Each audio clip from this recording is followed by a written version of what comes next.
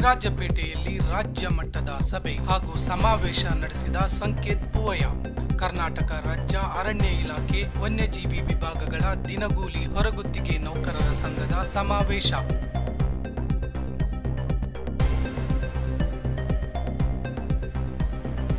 ದಿನಗೂಲಿ ನೌಕರರ ಸಮಸ್ಯೆಗಳನ್ನು ಎಳೆ ಎಳೆಯಾಗಿ ಬಿಚ್ಚಿಟ್ಟ ಸಂಕೇತ್ ಪೂವಯ್ಯ.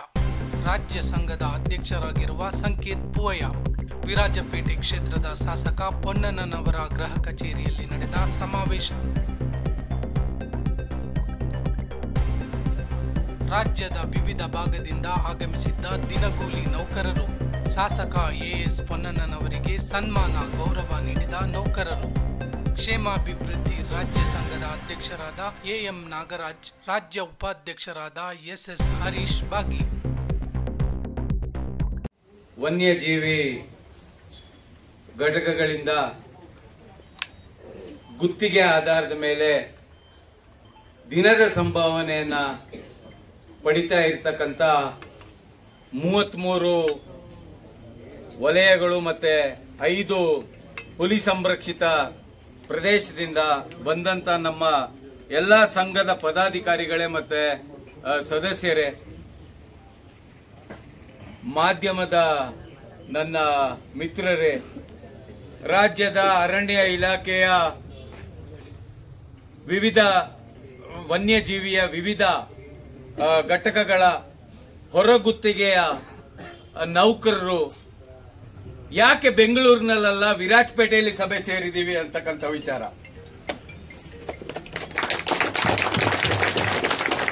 ದಶಕಗಳಿಂದ ನಮ್ಮಲ್ಲಿ ಇರ್ತಕ್ಕಂಥ ನೋವು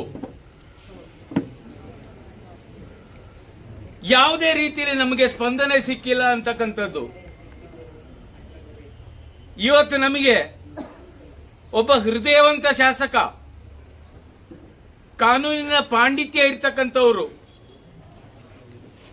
ಅಧಿಕಾರಿಗಳು ತಪ್ಪು ಮಾಡಿರ್ತಕ್ಕಂಥದ್ದು ಯಾವುದೇ ಸರ್ಕಾರದ ನಿರ್ಧಾರ ಇಲ್ಲದೇನೆ, ಆದೇಶ ಇಲ್ಲದೇನೆ ಅಥವಾ ಮುಖ್ಯಮಂತ್ರಿಗಳ ಆದೇಶ ಇಲ್ಲದೇನೆ ಅವೈಜ್ಞಾನಿಕವಾಗಿ ಏನು ಕೆಲವು ನಿರ್ಧಾರಗಳನ್ನು ತಗೊಂಡಿದ್ದಾರೆ,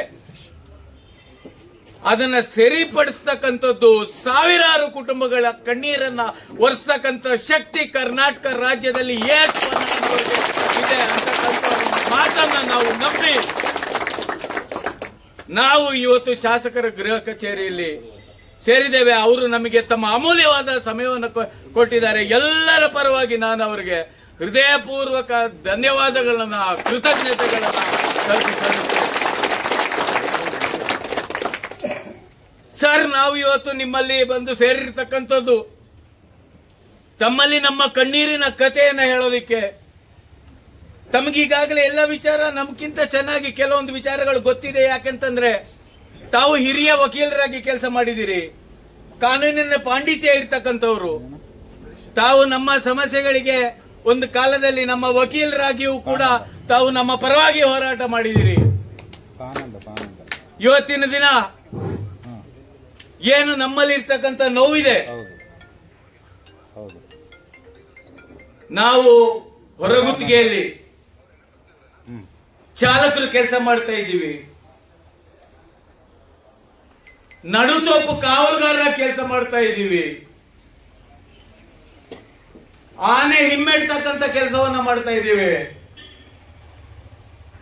ಸಸ್ಯ ಕ್ಷೇತ್ರದಲ್ಲಿ ಕೆಲಸ ಮಾಡ್ತಾ ಇದ್ದೇವೆ, ಕಳ್ಳಬೇಟೆ ಶಿಬಿರದಲ್ಲಿ ಕೆಲಸ ಮಾಡ್ತಾ ಇದ್ದೇವೆ. ಅತ್ಯಂತ ಅಮಾನವೀಯವಾಗಿ ನಮ್ಮನ್ನ ನಡೆಸಿಕೊಂಡು ಬಂದಿದ್ದಾರೆ ಕೆಲವು ಅಧಿಕಾರಿಗಳು. 2017ರಲ್ಲಿ ಏನು ಒಬ್ಬ ಅಧಿಕಾರಿ, ಒಬ್ಬ ಅಪರ ಪ್ರಧಾನ ಅರಣ್ಯ ಸಂರಕ್ಷಣಾಧಿಕಾರಿ ಯಾವುದೇ ಒಂದು ಸರ್ಕಾರದ ಆದೇಶ ಇಲ್ಲದೇನೆ ಎಲ್ಲ ಕಾನೂನುಗಳನ್ನ ಉಲ್ಲಂಘನೆ ಮಾಡಿ ಏಕಾಏಕಿ ನಮ್ಮನ್ನ 1996ರಲ್ಲಿ ಸರ್ಕಾರ ಏನು ದಿನಗೂಲಿ ಆಧಾರದ ಮೇಲೆ ನಮಗೆ ಏನು ನೇಮಕಾತಿಯನ್ನು ಮಾಡಿಕೊಂಡು ಸರ್ಕಾರ ನಮಗೆ ಸಂಬಳವನ್ನು ಕೊಟ್ಟುಕೊಂಡು ಬಂತು. 21 ವರ್ಷ ನಾವು ದುಡಿದು 21 ವರ್ಷ ನಾವು ದುಡಿದದನ್ನ ನೀರಿಗೆ ಹಾಕಿ 2017ರಲ್ಲಿ ಏಕಾಏಕಿ ನಮ್ಮನ್ನ ಹೊರ ಗುತ್ತಿಗೆ ಅಂತ ಮಾಡಿ ಯಾವುದೋ ಗುತ್ತಿಗೆದಾರನ ಮಡಿಲಲ್ಲಿ ನಮ್ಮನ್ನ ಹಾಕಿ ಯಾವುದೇ ರೀತಿಯಲ್ಲಿ ನಮ್ಮ ಸೇವೆಗೆ ಮನ್ನಣೆ ಸಿಗದೇ ಇರತಕ್ಕಂಥ ರೀತಿಯಲ್ಲಿ ನೋಡಿ, ಯಾವುದೇ ಭದ್ರತೆ, ವಿಮೆ ಇರ್ಬೋದು, ಆರೋಗ್ಯದ ವಿಚಾರ ಇರ್ಬೋದು, ಯಾಕಂದ್ರೆ ಕಳಬೇಡ ತಡೆ ಶಿಬಿರದಲ್ಲಿ ಕೆಲಸ ಮಾಡ್ತೇವೆ, ಸಂರಕ್ಷಣೆಗೋಸ್ಕರ ಕೆಲಸ ಮಾಡ್ತೇವೆ, ಸಂಘರ್ಷದಲ್ಲಿ ನಮ್ಮ ಜೀವವನ್ನು ಒಡ್ಡಿ 24 ಗಂಟೆ ನಾವು ಕೆಲಸ ಮಾಡ್ತೇವೆ. ಯಾವುದೇ ಸರ್ಕಾರದ ಆದೇಶ ಇಲ್ಲ, ಮತ್ತೆ ಹೇಳ್ತೇನೆ ನಾನು, ಯಾವುದೇ ಮಂತ್ರಿ ಅಥವಾ ಮುಖ್ಯಮಂತ್ರಿಯ ಆದೇಶ ಇಲ್ಲದೇನೆ, ಪ್ರಧಾನ ಮುಖ್ಯ ಅರಣ್ಯ ಸಂರಕ್ಷಣಾಧಿಕಾರಿಗಳ ಜೊತೆನೂ ಕೂಡ ಮಾತನಾಡ್ದೇನೆ ಏನು ಹೊರಗುತ್ತಿಗೆ ಅಂತ ಮಾಡಿ ನಮಗೆ ಏನು ತೀವ್ರವಾದಂತ ಒಂದು ಅನ್ಯಾಯ ಆಗಿದೆ. ಏನು 100 ಮೀಟರ್ ನಾವು ಓಡಿದ್ದೇವೆ, ಮತ್ತೆ ನಮ್ಮನ್ನ ತಗೊಂಡು ಬಂದು ಆ ಶುರು ಮಾಡದಲ್ಲಿ ನಮ್ಮನ್ನ ಏನು ತಗೊಂಡ್ಬಂದು ನಿಲ್ಸಿದ್ದಾರೆ ಸರ್. ಸುಮಾರು 1000 ಜನ, 1200 ಜನ ನಮ್ಮಲ್ಲಿ 25-30 ವರ್ಷ ಕೆಲಸ ಮಾಡಿ ಅವರು ನಿವೃತ್ತಿ ಆಗಿದ್ದಾರೆ ಸರ್. ನಿವೃತ್ತಿ ಆದಾಗ ಕಷ್ಟಪಟ್ಟು ಈ ಪ್ರಕೃತಿಯನ್ನ ಕಾವಲು ಕಾಯ್ದವನಿಗೆ, ಈ ವನ್ಯಜೀವಿಯನ್ನ ಸಂರಕ್ಷಣೆ ಮಾಡಿದವನಿಗೆ, ಸಂಘರ್ಷಕ್ಕೆ ಹಗಲಿರಲು ತನ್ನ ಪ್ರಾಣವನ್ನು ಒತ್ತೆಟ್ಟು ದುಡಿದವನಿಗೆ 1 ರೂಪಾಯಿ ಕೂಡ ಸಂಭಾವನೆ, 1 ರೂಪಾಯಿ ಕೂಡ ಅವರಿಗೆ ನಿವೃತ್ತಿ ಆಗುವಾಗ ಸಿಗದೇ ಇರುವಂತ ರೀತಿಯಲ್ಲಿ ಮಾಡಿ ಆ ಅಧಿಕಾರಿ ನಮಗೆ ಇವತ್ತು ನಿವೃತ್ತಿ ಆದ್ಮೇಲೆ ಸರ್ ಎಷ್ಟೋ ಜನ ನಮ್ಮಲ್ಲಿ ಅನಾಥಾಶ್ರಮ ಸೇರ್ಕೊಂಡು ಬಿಟ್ಟಿದ್ದಾರೆ, ಎಷ್ಟೋ ಜನ ನಮ್ಮಲ್ಲಿ ವೃದ್ಧಾಶ್ರಮ ಸೇರ್ಕೊಂಡಿದ್ದಾರೆ ಸರ್, ಎಷ್ಟೋ ಜನ ನಮ್ಮಲ್ಲಿ ಕಟ್ಟಡ ಕಾರ್ಮಿಕರಾಗಿ ಮತ್ತಿತರ ಕಡೆ ಕೆಲಸ ಮಾಡ್ತಾ ಇದ್ದಾರೆ ಸರ್. ಅವರು ಇವಾಗ ಅವರು ಕೂಡ ಏನು ಅವರ ಆರೋಗ್ಯದ ಸಮಸ್ಯೆ ಏನು, ಅವರಿಗೆ ಒಂದು ಆರೋಗ್ಯದ ಸಮಸ್ಯೆ ಏನು, ಒಂದು ಸಕ್ಕರೆ ಕಾಯಿಲೆನೇ ಇರ್ಬೋದು ಅಥವಾ ರಕ್ತದ ಒತ್ತಡ, ಇವತ್ತು ಮಾತ್ರೆಗಳಿಗೆ ತಗೊಳಕ್ ಆಗ್ತಾ ಇಲ್ಲ. ಅವ್ರ ಮಕ್ಕಳು, ನೀನು 30 ವರ್ಷ ಅರಣ್ಯ ಇಲಾಖೆಗೆ ಕೆಲಸ ಮಾಡಿದ್ಯಾ, ನಿನಗೆ ಒಂದು ಮಾತ್ರೆ ತಗೊಳಕ್ಕೆ ಗತಿ ಇಲ್ವಾ ಅಂತಕ್ಕಂಥ ಮಾತನ್ನ ಹೇಳ್ತಾ ಇದ್ದಾರೆ ಸರ್. ಸರ್ ಇವತ್ತು ಸಂತೆಯಲ್ಲಿ ಭಿಕ್ಷುಕರಾಗಿ ಕೆಲಸ ಮಾಡ್ತಾ ಇದ್ದಾರೆ ಸರ್ ಕೆಲವೊಬ್ರು. 25-30 ವರ್ಷ ನಮಗೆ ಕೆಲಸ ಮಾಡಿದ್ದಾರೆ ಸರ್, ಸಂಘರ್ಷದ ವಿಚಾರದಲ್ಲಿ, ಸಂರಕ್ಷಣೆ ವಿಚಾರದಲ್ಲಿ. ಆ ಒಂದು ಅಧಿಕಾರಿಯ ಅವೈಜ್ಞಾನಿಕ ನಿರ್ಧಾರದಿಂದಾಗಿ ಇಷ್ಟೊಂದು ಕುಟುಂಬಗಳು ಕಣ್ಣಲ್ಲಿ ರಕ್ತ ಇದೆ ಸರ್, ಕಣ್ಣಲ್ಲಿ ನೀರಲ್ಲ, ಕಣ್ಣಲ್ಲಿ ರಕ್ತ ಬರ್ತಾ ಇದೆ ಸರ್. ದಯಮಾಡಿ ಸರ್, ನಾವೆಲ್ಲರೂ ತಮ್ಮ ಒಬ್ಬ ಹೃದಯವಂತ ಶಾಸಕರಿದ್ದೀರಿ ನೀವು, ತಮಗೆ ಇದೆಲ್ಲ ಸಮಸ್ಯೆಗಳ ಅರಿವಿಕೆ ಇದೆ. ತಾವು ದಯಮಾಡಿ ಈ ರಾಜ್ಯದ ಮುಖ್ಯಮಂತ್ರಿಗಳ ಕಾನೂನು ಸಲಹೆಗಾರರಿದ್ದೀರಿ, ಏನು ಕಾನೂನು ಉಲ್ಲಂಘನೆ ಆಗಿದೆ ಈ ಅಧಿಕಾರಿಯಿಂದ ಅದನ್ನ ಸರಿ ಮಾಡತಕ್ಕಂತ ಕೆಲಸವನ್ನ ತಾವು ದಯಮಾಡಿ ಮಾಡಬೇಕು ಅಂತ ಹೇಳಿ ಕೈ ಜೋಡಿಸಿ ಎಲ್ಲರ ಪರವಾಗಿ ನಿಮಗೆ ಸರ್. ಮತ್ತೆ ನೇಮಕಾತಿ ಮಾಡತಕ್ಕಂತ ವಿಚಾರ ಬಂದಾಗ ಈಗ 20-25 ಸರ್, ಇದರಲ್ಲಿ ನಾವು ಏನು ಆ ಸಂರಕ್ಷಣೆ ಅಥವಾ ಸಂಘರ್ಷದ ವಿಚಾರದಲ್ಲಿ ಅನುಭವ ಹೆಚ್ಚು ಅನುಭವ ಬೇಕಾಗ್ತದೆ ಸರ್. ಈಗ ನೀವು 20-25 ವರ್ಷ ಮಾಡಿದ ಅನುಭವ ಇರ್ತಕ್ಕಂಥ ಚಾಲಕರೇ ಇರ್ಬೋದು ಅಥವಾ ಕಳಬೇಡ ತಡೆ ಶಿಬಿರದಲ್ಲೇ ಇರ್ಬೋದು, ಎಲ್ಲ ಇರ್ತಕ್ಕಂಥವ್ರನ್ನ ಬಿಟ್ಟು ಹೊಸದಾಗಿ ಯಾವುದೋ ಒಂದು ಇವತ್ತು ನಾಳೆ ಕಾಲೇಜಿಂದ ಬಂದಂತ ಹುಡುಗರನ್ನ ತಗೊಂಡಂತ ಸಂದರ್ಭದಲ್ಲಿ ಯಾವ ರೀತಿ ಅವರು ಕೆಲಸ ಮಾಡ್ತಕ್ಕಂಥ ಒಂದು ವಿಚಾರವನ್ನ ಸರ್ಕಾರ ಗಮನಿಸಬೇಕಾಗ್ತದೆ. ಈಗ ಹೊಸ ನೇಮಕಾತಿ ಮಾಡೋಕ್ಕಿಂತ ಮೊದಲಾಗಿ ಇವರನ್ನ ದಯಮಾಡಿ ತಾವು ಇವರಿಗೆ ಆ ಭದ್ರತೆಯನ್ನು ಕೊಡಬೇಕಾಗ್ತದೆ.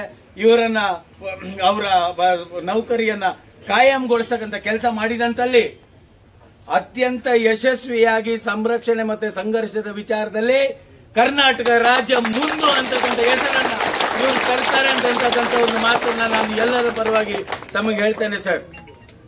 ಇಷ್ಟು ವರ್ಷ ದುಡಿದಂತವ್ರನ್ನ ಸರ್ ನಾವು ಒಂದು ರೈತ ಪ್ರಧಾನ ದೇಶ ಇದ್ದೀವಿ ಸರ್. ರೈತರು ನಾವು ಎತ್ತನ್ನ ತಗೊಂಡೋಗಿ ಅದನ್ನ ಉಳುಮೆ ಮಾಡಿ ಅದನ್ನ ನಮಗೆ ನಾವು ಊಟ ಮಾಡ್ತೀವಿ ಸರ್. ಆ ಎತ್ತುಗಳು ವಯಸ್ಸಾದಂತ ಸಂದರ್ಭದಲ್ಲಿ ಕಷಾಯ ಖಾನೆಗೆ ಕಳಿಸುವಾಗ ನಾವು ಕಣ್ಣಲ್ಲಿ ನಮಗೆ ನೀರು ಬರ್ತದೆ. ಇವತ್ತು ನಮ್ಮನ್ನ ನಾವು ನಿವೃತ್ತಿ ಆದಾಗ ಕಷಾಯ ಖಾನೆಗೆ ಕಳಿಸ್ತಕ್ಕಂಥ ಎತ್ತುಗಳ ತರ ನಾವು ಆಗಿದ್ದೇವೆ. ದಯಮಾಡಿ ಇದಕ್ಕೆ ತಾವು ಪರಿಹಾರ ನಮಗೆ ಕಂಡುಕೊಳ್ಬೇಕು ಅಂತ ಹೇಳ್ತಕ್ಕಂಥ ಮಾತನ್ನ ಹೇಳ್ತಾ ಹೆಚ್ಚಿನ ಸಮಯವನ್ನು ತಗೊಳ್ಳದೆ ನಮ್ಮ ಸಮಸ್ಯೆಗಳಿಗೆ ಸಂಪೂರ್ಣವಾಗಿ ವೈಜ್ಞಾನಿಕವಾಗಿ ಪರಿಹಾರ ಸಿಕ್ಕಬೇಕು ಅಂತ ಹೇಳಿದ್ರೆ ಅದು ಈ ರಾಜ್ಯದಲ್ಲಿ ಎಸ್ ಪೊನ್ನಣ್ಣನವರಿಂದ ಮಾತ್ರ ಸಾಧ್ಯ ಅಂತಕ್ಕಂಥ ಮಾತನ್ನ ಮತ್ತೊಮ್ಮೆ ಹೇಳ್ತಾ ಎಲ್ಲರ ಪರವಾಗಿ ಸನ್ಮಾನ್ಯ ಎಸ್ ಪೊನ್ನಣ್ಣನವರಿಗೆ ಮತ್ತೊಮ್ಮೆ ನಮಗೆ ಇಂಥ ಒಂದು ಒತ್ತಡದ ಕಾರ್ಯಕ್ರಮದಲ್ಲಿ ನಮಗೆ ಸಮಯಾವಕಾಶವನ್ನು ಕೊಟ್ಟಿದ್ದೀರಿ. ಮತ್ತೆ ಬೆಂಗಳೂರಿನಲ್ಲಿ ಕ್ಷೇಮಾಭಿವೃದ್ಧಿ ಸಂಘದ ನಮ್ಮ ಒಂದು ಬೇಡಿಕೆಗಳನ್ನ ಮುಖ್ಯಮಂತ್ರಿ ಹತ್ರ ತಗೊಂಡು ಹೋಗ್ಬೇಕಂತ ಸಂದರ್ಭದಲ್ಲಿ ನಮ್ಮನ್ನ ಮುಖ್ಯಮಂತ್ರಿಗಳ ಹತ್ರ ತಾವು ಕರ್ಕೊಂಡೋಗಿ ತಾವು ಸೇತುವೆಯಾಗಿ ನಿಂತು ನಮ್ಮ ಕಷ್ಟಗಳನ್ನ ಪರಿಹಾರ ಮಾಡ್ಕೊಳ್ತಕ್ಕಂಥ ಒಂದು ಸಂಪೂರ್ಣವಾದಂಥ ಒಂದು ಏನು ಪ್ರೀತಿಯಿಂದ ಏನು ಕೆಲಸ ಮಾಡಿದ್ದೀರಿ, ಅದಕ್ಕೂ ಕೂಡ ನಿಮಗೆ ನಾನು ಧನ್ಯವಾದಗಳನ್ನ ಹೇಳ್ತಾ, ಆದಷ್ಟು ಬೇಗ ನಮ್ಮ ಕಣ್ಣೀರನ್ನ ಒರೆಸ್ತೀರಿ ನೀವು ಅಂತಕ್ಕಂಥ ನಂಬಿಕೆ ನಮ್ಗೆಲ್ಲರಿಗೂ ಇದೆ ಅಂತಕ್ಕಂಥ ಮಾತನ್ನ ಹೇಳ್ತಾ ನನ್ನ ಮಾತನ್ನು ಮುಗಿಸ್ತೇನೆ. ನಮಸ್ಕಾರ.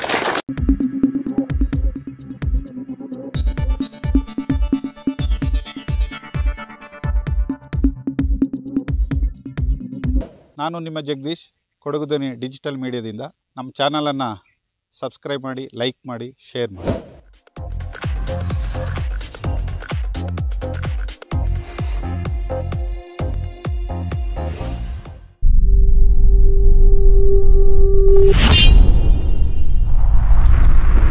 ಕೊಡಗು ಧ್ವನಿ ಡಿಜಿಟಲ್ ಮೀಡಿಯಾ, ಇದು ಕೊಡಗಿನ ನಂಬರ್ 1 ಯೂಟ್ಯೂಬ್ ಚಾನಲ್.